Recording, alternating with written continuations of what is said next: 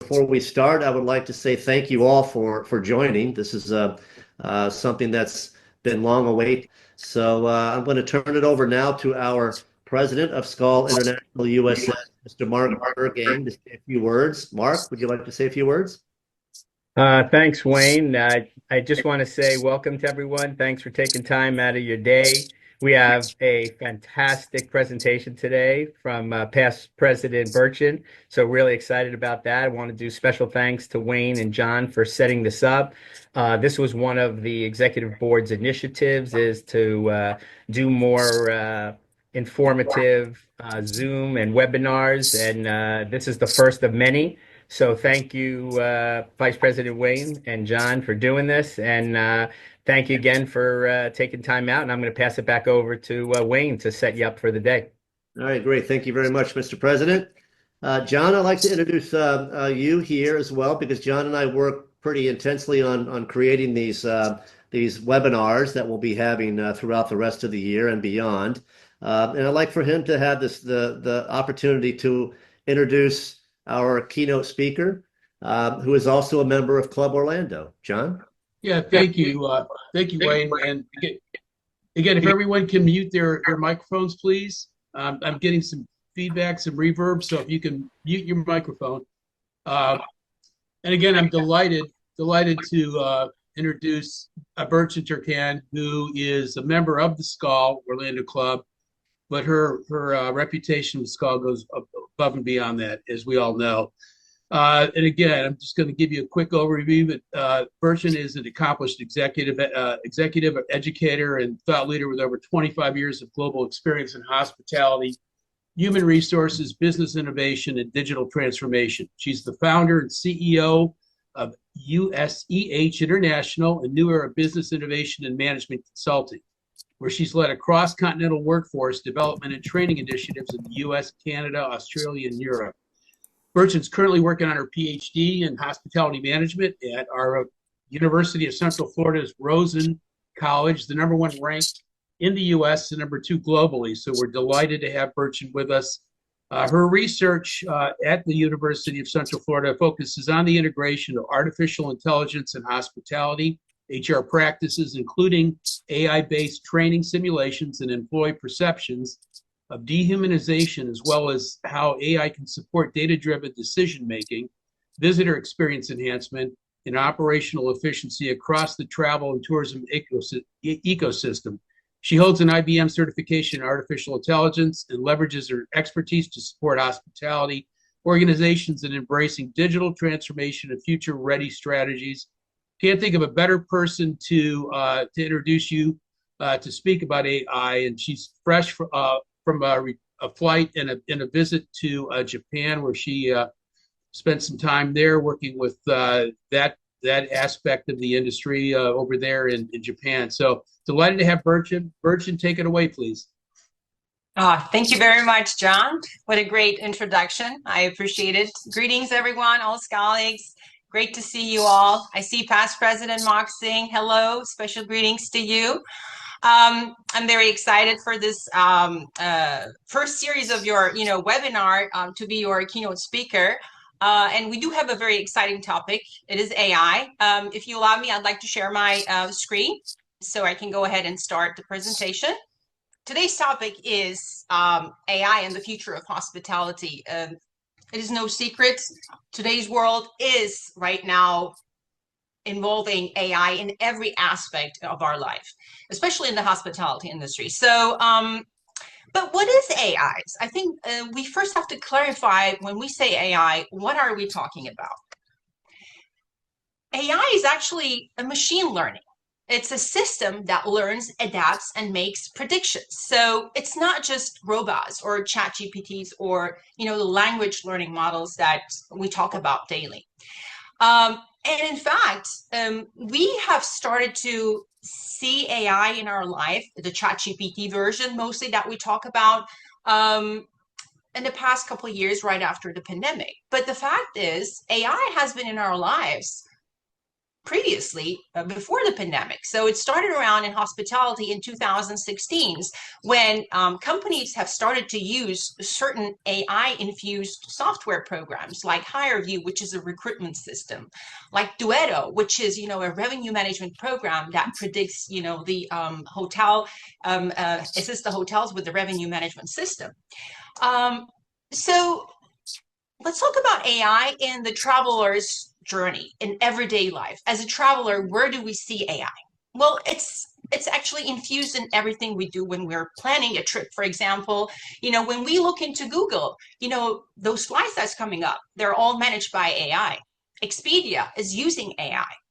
The navigation tools that we use, the Google Maps we have, they are working with AI. The Waze app, it tells you interactively what's happening on the road, with the information that is fed by the user. So, and it's automatically responding. So that is all AI. Translation, like iTranslate, Google Translate, those are all managed by AI. And now recently, this just came out this week, Google Meet. I don't know if you guys heard about it, but it is an instant translation app, which is when you are doing a Zoom meeting, or when you're using the Google Meet like a Zoom meeting, instantly, let's say you're talking to your Japanese client, right? Instantly, it will translate. You can speak in English, your client will listen to you in Japanese. So this is also a product of AI. We do have facial recognition that's happening now at the airports. I'm sure you came across. That's also a part of AI. AI software is used for these recognitions. If you have global entry, as you know, they take a picture, immediately you pass through. Some of the hotels have started to implement that. Delta Airlines is implementing it when they're boarding in. So that's, it's very widely used now. Chatbots, it's been in our lives for a while.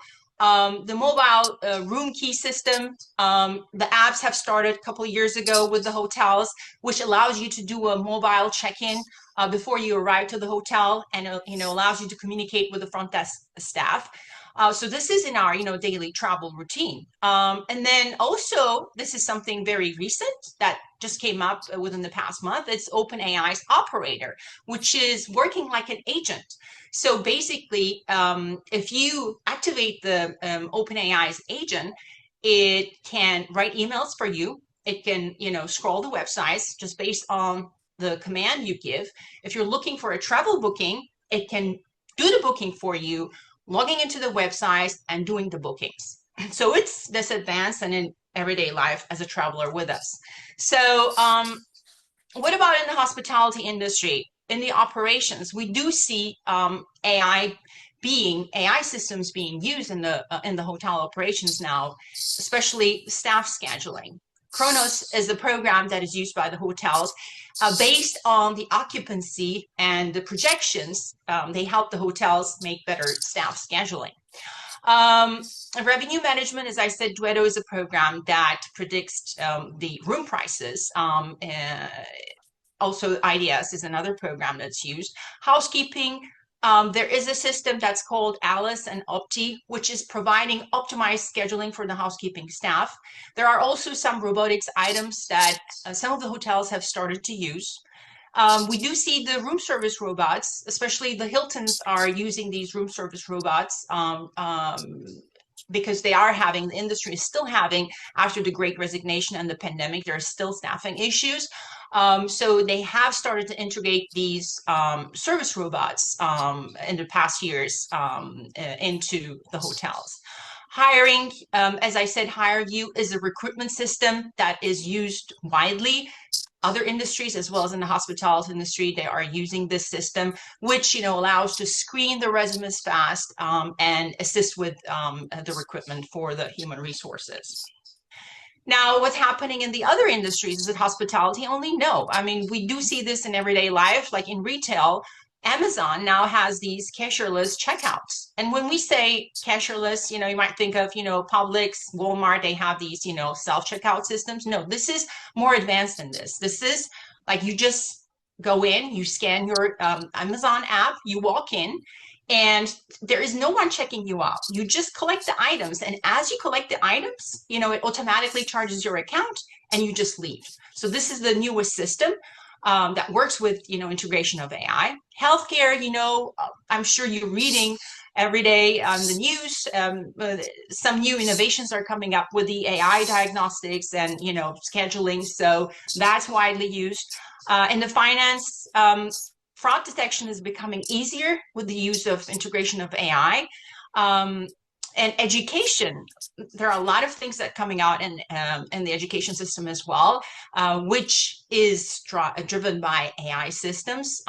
That is, you know, usually adaptive learning platforms. More importantly, I mean, this is what we're seeing right now. And the pace, if you have noticed, from 6 months ago to now, we are in a different level. And you can imagine after 6 months where we will be. I'm just going to give a, you know, projection for 1 to 5 years, but we might see all of these, you know, happening sooner. It might happen in 1 to 3 years because we already started to see some of these items happening. Like, for example, the autonomous cars. I'm sure you've read in the news now, it started in San Francisco. Now it's in Las Vegas. They have these, you know, driverless, you know, cars. Google has started this, and Uber is following this, and it's projected that we will see these autonomous cars even, you know, in larger transportation vehicles. AR and VR room previews. So some of the we do have this in the in some of the restaurants or some of the hotels. Before you book your reservation, they allow you to, you know, have a view of, you know, 360 view. But this is going to go a little further. As you know, the VRs become more used by guests. I think we're going to see more the use of AR and VR room previews, which will be 360 view, but you will feel like you are in the space. This will be also available for booking business spaces. And emotion AI is coming, which is an advanced work of current AI. Right now, AI is more reactive. So you give a command and it gives you an answer. But the future is it will be proactive. It is expected, the way that they are working on it is they're trying to find the emotional AI. How can we create an emotional AI that will, from, you know, your voice command or from the way, you know, you write your commands, that will analyze your emotions, and it will give the answers or direct you according to your emotional status. So, and this will kind of help with the more personalized service if it's adapted in, you know, the hotel systems, as you can imagine. Sustainable systems, sustainable AI is now becoming very important. It's very helpful for sustainability. For example, some of the hotels are using AI in order to manage the efficient use of electricity. So certain spaces, when they are not used automatically through AI, you know, the electricity is minimized. Same thing with the heating. Also food waste. So these are really important innovations that will contribute to sustainability. The voice control in room operations will be something that, you know, we will experience in most of the hotels, where when you enter to your room with the voice command, you will be able to, you know, manage the room temperature, you know, the heating, and you know, you will be able to command any electronic device that is in the room. So that's what's going to happen in the next 1 to 5 years. So in the next 5 years, we're not going to be asking, should we use AI? AI is here, it's not going anywhere, and it is infused in every aspect of our lives. So the question will be that we will ask in the hospitality industry as well, and tourism, how well does our AI understand our guests and clients? Because the direction AI is going is, as I said, they're creating the emotion AI, which will act as an agent, and it will be able to do a sentiment analysis of the human. So we're talking about technology and all this, and it does sound a little bit dehuman and at some point. And there is a study coming up on the dehumanization. I'm working on actually 2 studies about that. There are some side effects of, dealing with high technology. And with the researches that has been done, empirical researches recently, we can confidently say, and I can confidently say that what the human always will be in the center of the hospitality industry. What AI will do is, any technology that comes in will not replace the human. It is just going to support the human in delivering a better service. Because in the hospitality industry, the personal touch, what it matters. We all know that, and this is not going to go away. And I do project that in the future, the human service will have a higher cost, especially in the luxury. The human service will have a higher price. That's what we can say. Of course, also with the technology coming in, there are concerns about, the data protection. So, but at this point, what's important for the hotels and the industry is they need to be very transparent of what kind of data they're collecting, and they are starting to do that. So whenever you download an app, if you're traveling to a hotel, they give you the information what kind of data will be collected, and you have the option to opt in or opt out. And this will build trust. That's the only way that companies, whoever is using AI systems, they need to be really open and transparent about what kind of data they are collecting. And you will always have the right to reject, opt out of it. And of course, that will mean to you of not being able to use some of the tools or the availabilities through AI within the facility that you are staying. So we can say that no one remembers a great algorithm, right? When you go and travel, it's not what you talk about after the trip. Oh, what a great algorithm, what a great AI service I had. No, everyone remembers how a person made them feel. So in the hospitality industry, that's where the magic starts and still lives, and I think it's going to continue to live. Well, this pretty much concludes my presentation. This is a very wide topic. There is, so many things that we can talk about. Each topic that I brought up here, each innovation, it has a separate discussion platform, what it's going to bring, what it might take away, what could be, some of the unwanted consequences, and that's, as the researchers, that's what we are trying to identify, and maybe ahead of time, identify any potential issues and then help the industry to solve these problems. So I'm not worried about, AI being more involved in our lives. I do think that it is simplifying a lot of things for us. But of course, it's very important that companies that are implementing, bringing AI systems to us, they are transparent about the information that is fed in to it. As I said, because AI at the end, it's a machine learning. Whatever it is fed in, that's what it gives out. And that's why there is a lot of discussion about the ethics in AI. The algorithm, it's very important that it's, it's non-biased. So, and on that perspective, I am hoping that the legislative teams and the government, they are proactive and already working on some of the legislations that could, protect all parties involved in this. But other than that, this is a very exciting topic, and I will be happy to connect with you at any time. Here's my information. We can connect on LinkedIn. You can email me, you can call me, or, whenever we're in Skal meetings, we can always chat about it. Well, thank you very much again for having me. And if you have questions, I'll be glad to answer them. Thank you. Thank you very much, Burçin. So if you have questions, I see where Rick, you put a question in the chat box. We'll get to that in a second. Real quick, just to touch on what you've kind of touched on, and maybe you can dive a little deeper. So when it comes to AI integrated, how is it so in the traveler's journey today? And how would you see that tomorrow, if that makes sense?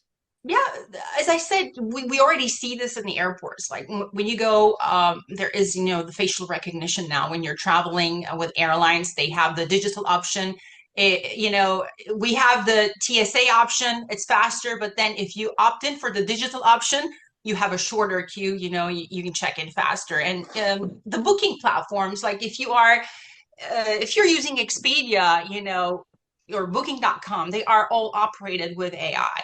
The customer service and the hotels, I've used that app, during my recent travel to Japan, and it's been very convenient. Before, arriving, if there is a delay or like, I was really dehydrated after a long flight, I said, I want extra this and that. And everything was, prearranged and provided. So, these tools are, in our daily life right now. In the future, it's going to be more mind-blowing. As I said, we will see the autonomous, transportation. It sounds scary, but that's coming into our life because, we're already seeing the examples that's happening. And the only concern, with AI being involved in everyday life, as I said, the data collection is a concern for some of the consumers. But with that, the transparency, I think, will be solving that issue. Yeah, in fact, Rick Adams from Club San Jose is asking how will AI listen to everything we are talking about, like Siri maybe and Alexa and so forth. How safe really is it? Kind of.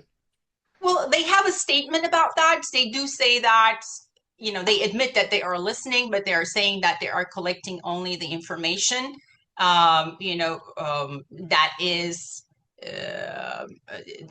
is used for, research purposes. It is, I don't use, basically Siri much on my phone. I opted out from it. So there's always the option that you opt out. Alexa, I had Alexa. It did freak me out, so I did opt out from it. So, yeah. Yep, yep. Michael Kaplan, you have a question? You have your hand raised? Yes, thanks. Hey, Burcin, it was a great presentation. Thank you, Mike. Really enjoyed Good it. to see you. Nice to see you again.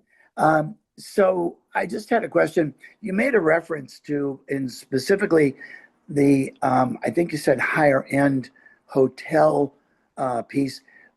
Did you say that you felt that personal interaction would cost more? And if you, I think you touched on that. And are you able, if you can, to expand on that a little bit as to Yeah, there is a very recent study that has been done, an empirical study where it was done on luxury environment at a luxury hotel, and the results show that luxury guests find technology identified as a cheapness. So, because in that study they used some robot service at the fine dining restaurant, or the pre-booking was done through the app. The luxury guest doesn't like that. They want to be personally recognized. They like to have a welcome presentation, a personal touch. They want the matador to come and talk to them when they're seated, and and have the conversation of what they would like to have. And those small talks are actually very important for the luxury guests. So with that study, it is, I can say, and I can see that, for example, in Japan, I went to this the high-tech restaurant, all robots serving, right? So the robots were everywhere. They were doing entertainment. Every table had a robot, but they were there for entertainment, chatting with you. And my daughter has an allergy, for example, so you make orders through the robot, but like, I wanted to make sure they got her allergies because it did not have all the options. So I had to still call the waiter, So then, you interact with the robot. It's dancing, and then you start the chat features. So I made a joke back to the robot, and it didn't get it. So it kept asking me. I didn't understand. So after 15 minutes, I wanted to turn off the robot because it is not fulfilling me. If it was a human, the interaction is different, right? The body language and communication, it's not there. So it's interesting. I also have to tell you, I went to the Hannah Hotel, which is managed, the front desk is managed by robots. They have about 6 hotels, and but now robots are novelty. They are not letting them to do the check-ins. They pulled them back. They just do, welcoming and, thank you, etc. And everyone is doing their check-in on the kiosk. And I researched, I researched it, and I joined the Skal Tokyo meeting, and I had a conversation with colleagues there as well. There were hotel developers and all that. So basically, Hannah Hotel pulled the robots back because they had a major failure in the group check-ins, and people were complaining. And in fact, when I was there, I asked one of the guests, so, oh, did you use the check-in? Was it fun, dealing with robots? He said, no, it was very painful. My wife did that, and now she doesn't want to come downstairs anymore. So basically, is it coming? It's coming. I mean, you've seen, Tesla's robot, right? So it's coming. But are we ready for it? I think my projection is we're going to see technology in the budget or limited hotels because they have issues. If we continue to have issues with the human resources and staffing, because I do see the change in the requests of the hiring from the hotels, because that's my field. I already see that, and that's what's going to be there. But in the luxury, like many of you, I mean, I like the interaction. I like to be welcomed by the name. I'd like to have a warm conversation, and I think that's going to stay in the luxury, the human touch. Burcin, just to kind of add to that, robots aside, what other trends are revolutionizing hotel operations behind the scenes? Anything else you want to share on that? Well, they do have their own, co-pilot coming up, for the hotels. So where basically the managers will have their personal guidance when decision making is happening. So it will be providing them all the analytics, which, for example, for revenue management, the analytics are there. We no longer see the revenue manager position. Many of the hotels, they combine it with, either sales marketing or general manager, or some, big chain hotels like Hilton, they have regional revenue managers that handles it because they're completely using AI. So in the hotel, in the back office, like human resources, sales and marketing, they have their system that they can use, different AI programs that gives them those analytics and easier decision-making tools. So that's very useful. Other than that, I think, the hyper-personalized services is going to happen with also in the front of the operation, where they will have these guest bots that will, communicate with the guests.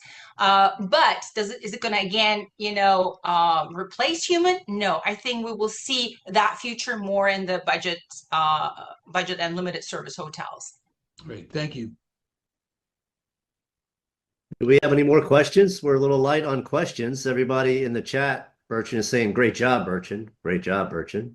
We talked about, hotels, but I'd like to add that we also see, AI in the industry. Like there is this smart destination management. Now, with the AI tools, what they are doing, especially in very crowded destinations like Barcelona, in Amsterdam, where we do see the over tourism, they are starting to use these crowd management tools. So basically they are putting these sensors in these historical sites. In Italy, they started using, some of the destinations where, they are putting these sensors, and the sensors are sending to, in the destination management, app that they create, an information saying we are coming to overcapacity. So what they're doing is they're notifying the tour operators to redirect the group to another, sightseeing if they can, or hold them back because so it doesn't exceed the capacity. And there are, plans of creating a whole system for destinations where they can connect, the restaurants, the hotels, the DMOs, all of them having in one system, even managing things, using the advantage of data analysis, data collection prior, even booking and through the booking, so they can manage, the demand better through, being proactive through the AI systems. So data is becoming really important, data collection in every aspect, and that's what AI serves for in our industry. Yeah, I ran into that when in Croatia once. This was like pre-COVID, Mm-hmm. and the hotelier, they gathered as much information about you prior to you checking in, Mm-hmm. activities you like, etc. So when you walk by the tennis court, you'll get a ping on your app, so Mm-hmm. courts are open from 3 to 5. Should we sign you up? Yep, yep, yep, yep, And, and exactly. and it was kind of scary then, but not scary now. Right. It's like, Yes. thank you very much. Yes, we do now, but yeah, I think it's something that we all continue to grow with. Um, Exactly. so do we have Virginia, you are raising your hand. If you want to, Yes, I have a question. Burçin, could you please touch a little bit more about that open AI operator? Yes. Can you give us This, a little bit more information on that? yeah, this is a new feature of in the OpenAI. As you know, ChatGPT is a product of OpenAI, so it is in the ChatGPT. But this is an additional specialized service that you pay for, which creates an agent for you. So you then train that agent. You tell the agents that you create what tasks you want the agent to do for you. It can, if you give access, again, you allow it, it will access your emails. You can say, answer my emails. You can categorize. Key here is, you need to give the right prompts and exactly be firm what you want them to do. So the agent will go and answer your emails. Or if you want to book a trip, it will, scroll the websites for you. And if you want it to book it, it will book it for you. So it is basically functioning on behalf of you. It's an extra paid service that you can do, with the OpenAI ChatGPT platform. You're muted. We cannot hear you. yeah, you're muted, Virginia.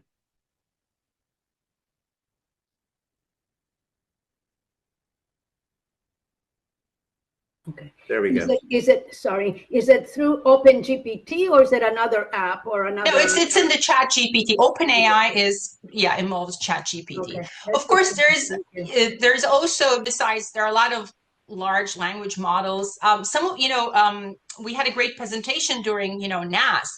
And if you remember,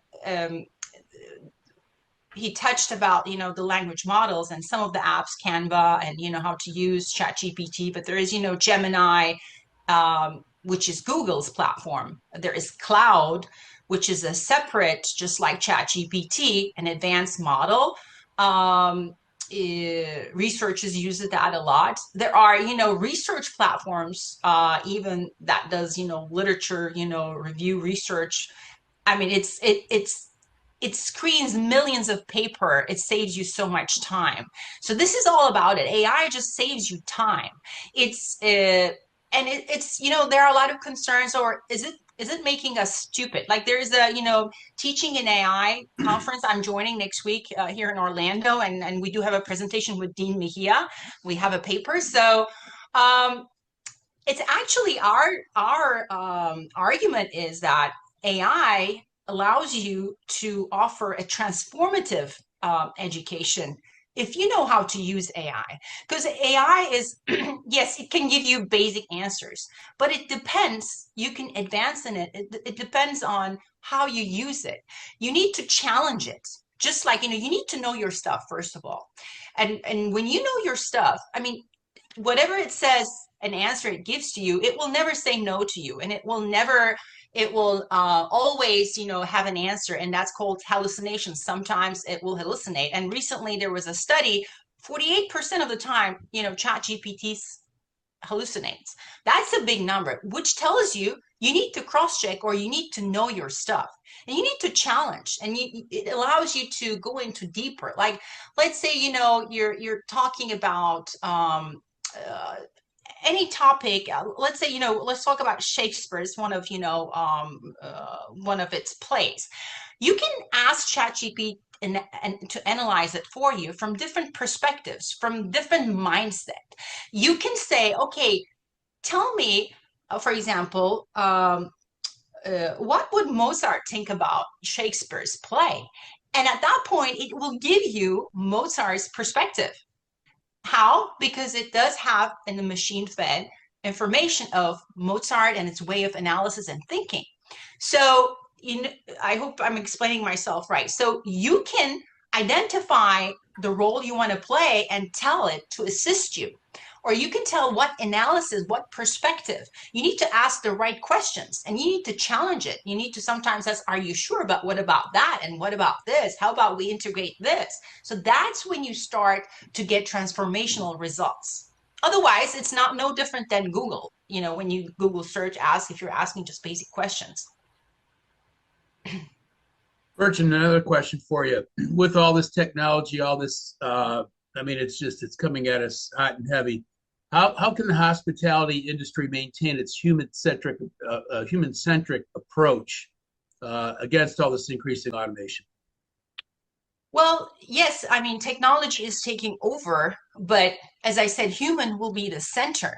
So while AI is going to take the routine tasks over the shoulders, what's going to become more important is the cultural awareness, the communication training will be very important for the staff that's on the floor, dealing with the guests, everyday guests. And for the leaders, what's going to be important is, while knowing the data analysis and cultural awareness, they need to know, they need to get the training on how to make a decision based on using all these advanced tools. So that's a different level, because and this is another topic that is, a research topic.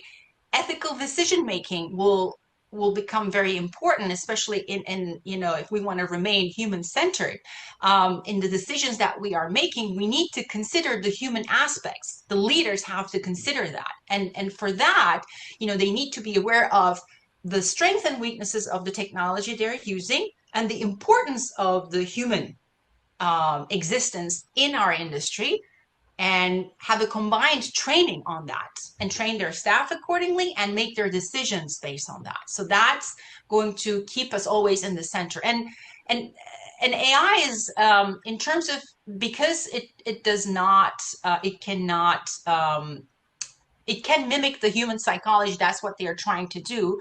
But human is very complex. It will never exceed us, because we have a very dynamic psychology. We change, our interests change, our expectations change, situational, it's always improving.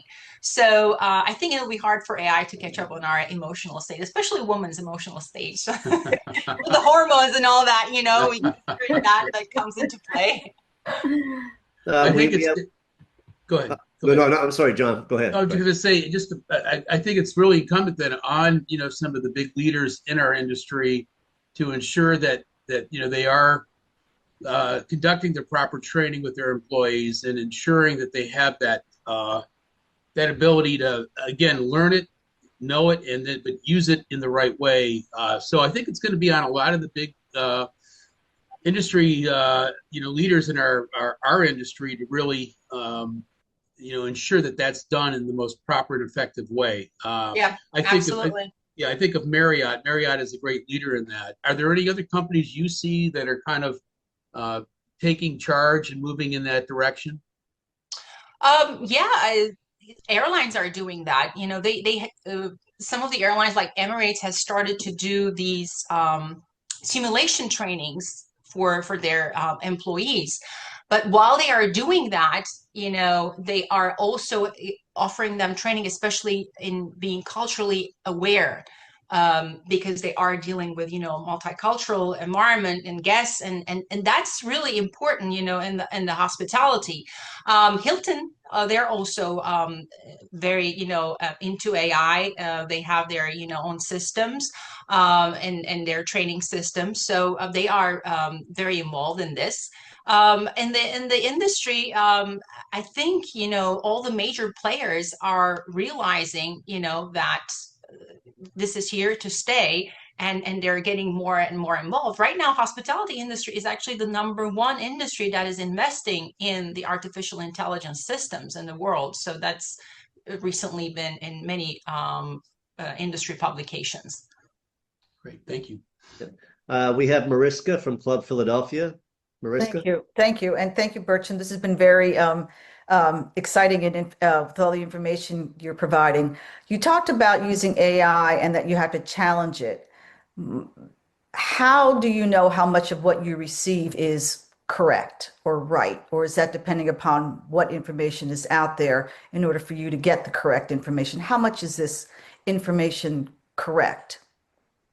Well, as I said, there is a percentage of 48% that is announced of hallucination. But here's the thing, AI is, when you ask an information, it will give you links. You know, it depends on what you're asking, but it will give you the resource of the information. Always click on it. Don't take only the information that it writes. Click on it and check it in the resource. Like let's say you asked about a company and its products, and you know, but suddenly, and then it gave descriptions, this is good for this and that, and then I did that, and that's why I'm telling you. So I was like, okay, well, that's interesting. So I clicked the company's page and it didn't exist. So I went back to it. I said, look, you said this, but it's not existing. So I said, I'm sorry, I made a mistake. So here's the revised information. So I checked all of them. Then to confirm if it's learning, which is a learning machine, understand that as well. I asked that next day, the same question, to see if it's going to give me again the wrong answer. It did not give me the wrong answer. But bottom line, you know, the challenging of AI is, for example, let's say you have your financial statements, right? Or you have received a legal agreement, okay? And you need to go through it. It's 50-page. Put it on ChatGPT, for example. I'm saying ChatGPT because a lot of people know that mostly. And say, analyze this for me. If you give a factual information that in your possession, it only, you know, goes through that.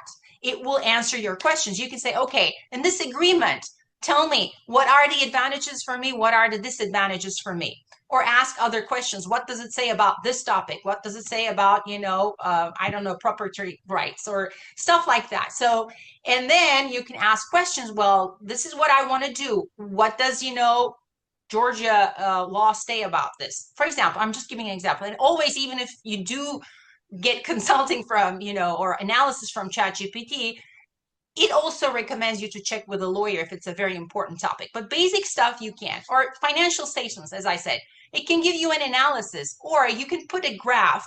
You put the graph and it will, without you giving any information, it will tell you what's going on. And then you can ask questions, and then you can ask to improve, you know, that graph or that financial statement. In the information that you give solid to it, it will, you know, work with you. There's less hallucination happening. But if you ask a topic, a generic that involves searching the web, sometimes their hallucination happens. And don't take the information as is without, you know, checking yourself. Thank you, Burcin. We have Tom Martinelli from Club Albany. Tom? Thank you. Nice Hey, job, Tom. Burcin. Thank you. As a follow-up to John's question, because he alluded to what I was going to ask, and I realized that you talked about a shifting of jobs. Someone has to, you know, feed the information to AI. do you see a net increase or decrease in hospitality jobs as a result of the future of AI? If you had asked me this question before Japan, I would have said my trip to Japan, I would have said, there will be, quite a lot decrease that we're going to see. Or, we're going to see shifting, which I think it's going to happen. But after seeing Japan and after seeing how they were heavy in technology, they stepped back from technology for now. And even I stayed mostly in 4- and 5-star hotels, and seeing almost no technology in the hotels except basic the apps and AI, but I'm talking about robotics because that's what we were like the Hana Hotel is always presented in Japan. Hotels have robots at front desk. No, it's not. It's human front check-ins that are conducted. I think we will see some decrease in the hospitality industry, and I can tell you where we're probably going to see it in food and beverage service. That's going to happen there. We see a lot of technology. Even they have the marketplace. Most of the hotels, everyone does their little shopping on their own. Room service, we see the robots taking over. Banquets are always going to be servers, of course, or luxury events. But we will see shift in positions. Combination of positions. Like I said, we're not going to see a revenue manager anymore. That position will be combined with GM sales. We might see other positions being combined as well, like this, because usually mostly in the office positions, because AI is making things easier in terms of that requires data analysis and decision making. But in the front end, I do think that the human touch will be important, but technology will be used. So as I said, where there is direct guest contact is important, like, as a first contact, like the front desk, I think we will still have the human. So I can say overall, I know it's been a little bit combined. We will see some decline, but it's a natural shift, that will happen because of the integration of more automation. So, yeah.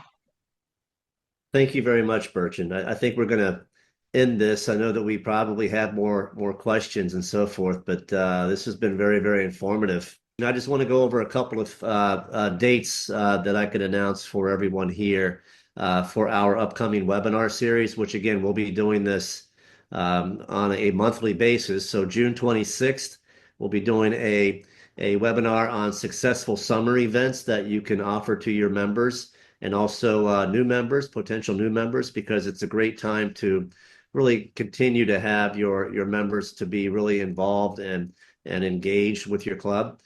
July 24th, we'd like to gear that one towards success stories. So we like to have a lot of input on that one. August 21st is basically getting ready for the potential Q4 new membership promotion that we did similar to last year, along with a digital ad campaign, and also really kind of getting your club ready for the last quarter, the last haul, and getting ready for 2026 as well. So we'll be doing those, and we'll come out with our monthly newsletters as well, called Hot Hits, and there will be including dates for all of the above. We've got them all the way through January. In fact, I think through February of next year. So we want to start including this so that way you know what we're doing, and we're here to help. Any more questions from anyone? John, do you have anything else you'd like to add? Burcin? No, I'm good here. I just want to thank Burcin again for making this this event, especially after coming out of Japan. So thank you, Burcin. Thank you so much. I appreciate it. It was a pleasure to be with you all. Always fun. So NASC was really fun. So we had a great time, right? It was. Looking It was forward awesome. to another gathering. Well, Burcin, coming back from Japan, you are always yokoso here. Thank you. I don't remember what Japanese yes was. Yeah, sorry. There's not any more questions. We'll close up. Thank you all for putting your time into this. I see a lot of familiar faces here. I see faces that I don't know. Mark, thank you for the intro and attending again, Mr. President. And we'll see you again on June 26th. Feel free to fire off any questions to myself, John, or Burcin directly. We're all here to help. All right. So thank you very much, everyone. Thank you all. Thank you Thanks, very much. Thank you, everyone. Thank you, Mark, Burcin. Thank you, Wayne, John. John. Appreciate it. Bye, everyone. Thank you. Thank you. Bye. Bye.